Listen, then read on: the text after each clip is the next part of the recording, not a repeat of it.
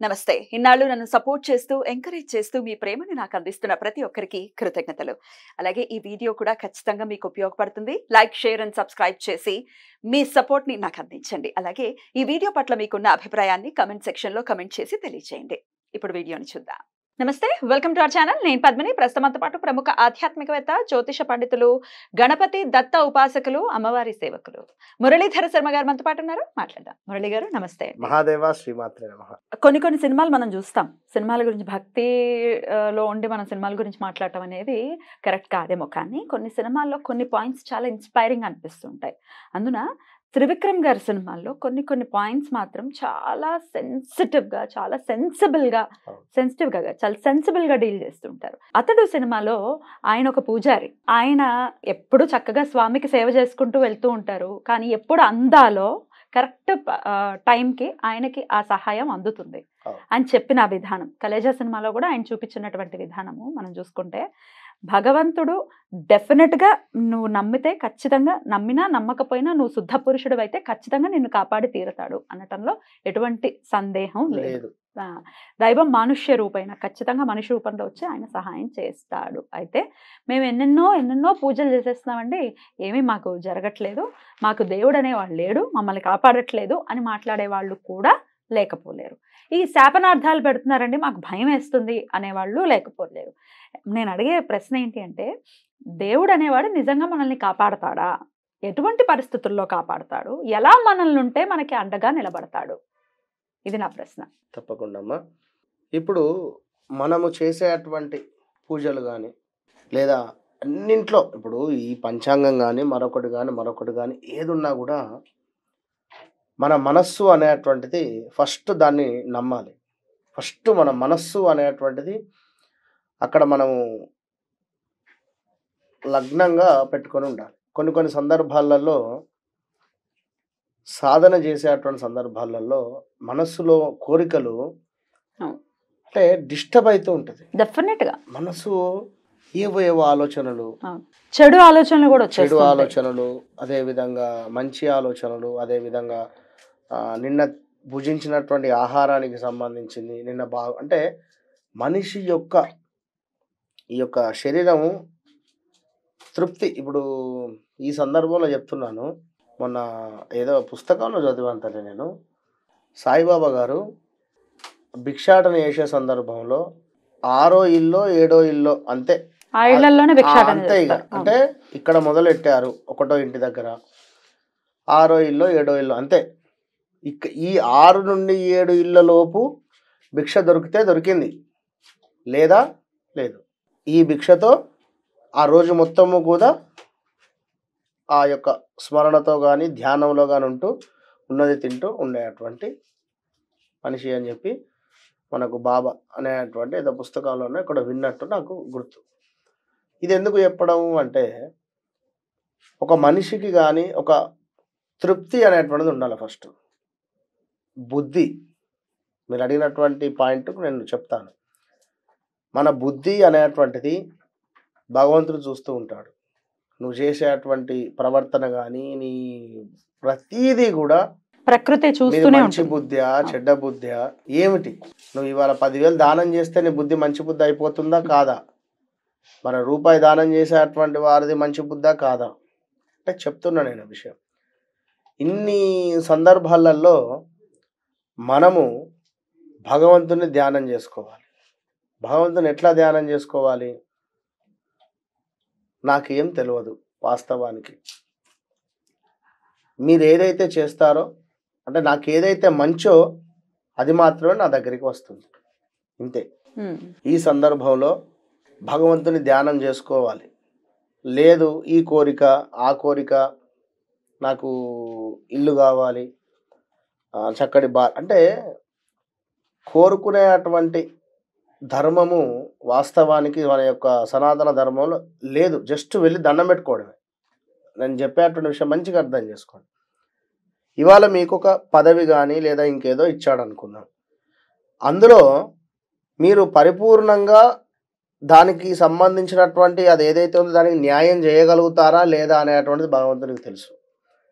So మీకు ఇవ్వాలా వద్దా అనేది తను నిర్ణయించుకుంటాడు. అది తన నిర్ణయం. ఒకవేళ ఇస్తే సంతోషంగా ఇచ్చావు అని గాని, ఇవ్వలేదా నేను గుడికే రాను కోరిక ఏదైతే ఉందో మన కోరిక మాత్రము భగవంతునికి పెట్టి రుద్దకూడదు. భగవంతుని పట్ల ప్రేమతో ఆప్యాయతతో ఉండాలి. భగవంతుని పట్ల ఎవరైతే ప్రేమతో ఆప్యాయతతో ఉంటారో వీరి పట్ల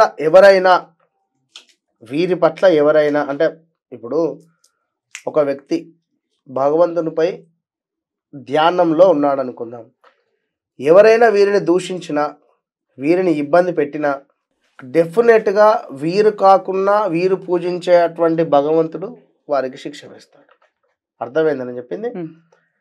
మనము సాత్వికులమే కావచ్చును, మనం ఎవరికి ఒక మాట పల్లెత్తి మాట కూడా మాట్లాడని వారు. భగవంతుని ఆరాధన మాత్రం మనకు తెలుసు, అమ్మవారి ఆరాధన. మనం తెలిసి తెలియకనో లేదా మనల్ని ఎవడో మన జోలికి వచ్చాడు అనుకుందాం, మనల్ని ఎవడో తిట్టాడు అనుకుందాం.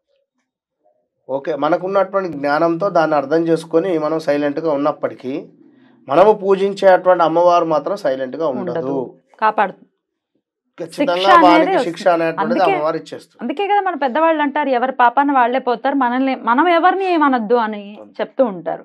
కనుక శాపనార్థాలు ఎవరైనా పెడుతున్నారు అంటే దానికి వారు అసలు అర్హులా కాదా అనేది ముందు మీరు చూసుకోవాలి. కరెక్ట్, మంచి పాయింట్. శాపనార్థాలు పెట్టేటువంటి అర్హత వారికి ఎవరిచ్చారు? వారికి ఎక్కడిది? వారికి నిజంగా అర్హత ఉన్న వాళ్ళు శాపనార్థం పెట్టరు. వారికి అంతటి అర్హత ఎక్కడిది? ఎంతో తపస్సు చేసి ఎన్నో గంటలు కూర్చున్నటువంటి వ్యక్తులే చూస్తూ ఏం మాట్లాడకుండా ఉంటారు. ఎవరైతే ఎంతటి అంటే ఎప్పుడూ ఒకే విధంగా ఉండాలి మనిషిలో ఆ యొక్క తేజస్సు. ఊరికే అరవడం కానీ లైక్ ఇంకేదైనా చేస్తూ ఉంటే అతడు భగవంతునికి సంబంధించిన ఆరాధనకు పనికిరారు. అంటే నేను చెప్పే పాయింట్ అర్థం చేసుకోండి. కనుక ఎప్పుడూ భగవంతునిపై నిశ్చలమైనటువంటి మనస్సుతో ప్యూర్ హార్ట్తో భగవంతుని ప్రతి క్షణం కూడా నింపుకొని ఉంటారో వారి మాట, వారి విధానము, వారి యొక్క ప్రవర్తన ఉట్టిగానే అర్థమైపోతుంది.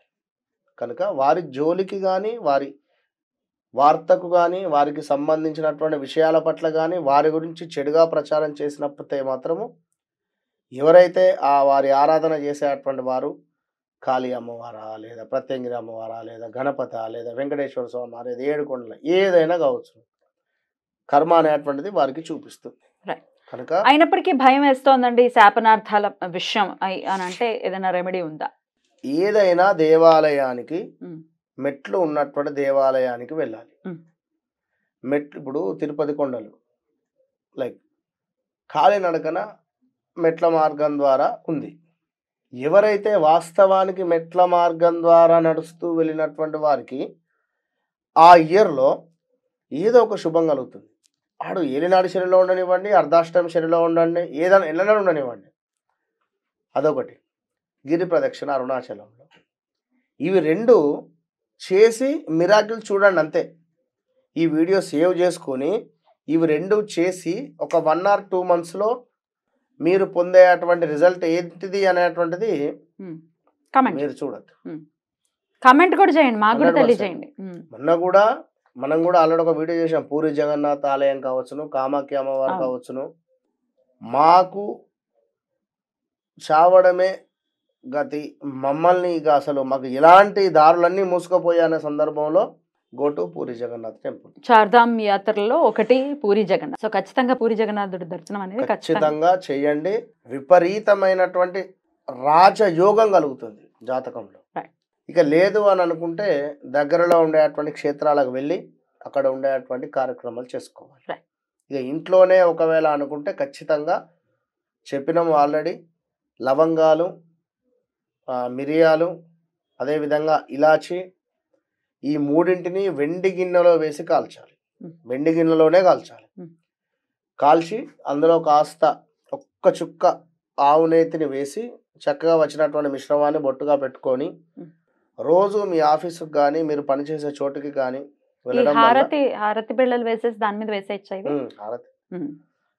కర్పూరము కుదిరితే పచ్చ కర్పూరము, 8 లవంగాలు, 8 మిరియాలు, 8 యాలకులు, ఒక 2-3 కర్పూరం వేసి వెండి గిన్నెలో కాల్చండి. చక్కగా నల్లగా అవుతుంది. అందులో ఒక చుక్క నెయ్యి వేసి రంగరించేసి అది బొట్టు కింద రోజు ధారణ చేసుకోవాలి. ప్రతి శనివారం రాత్రి 8:30 నుండి 9:30 ప్రాంతంలో చేయండి. ఎట్ ద సేమ్ టైం మెట్ల మీద ఉండేటువంటి ఇప్పుడు మన తాడుబండు మెట్ల మార్గం ద్వారా పైకి వెళ్ళాలి. అదేవిధంగా ఇట్లా మెట్లు ఉండేటువంటి దేవాలయం సంగీ టెంపుల్లో కూడా మెట్లు ఉంటుంది. మెట్లు ఉండేటువంటి టెంపుల్కు మెట్లు వెళ్ళి ఎక్కడం అనేది ఇక్కడ మెట్లు ఎక్కి యాదాద్రి కూడా ఎస్ సూపర్ ఆ టెంపుల్ కూడా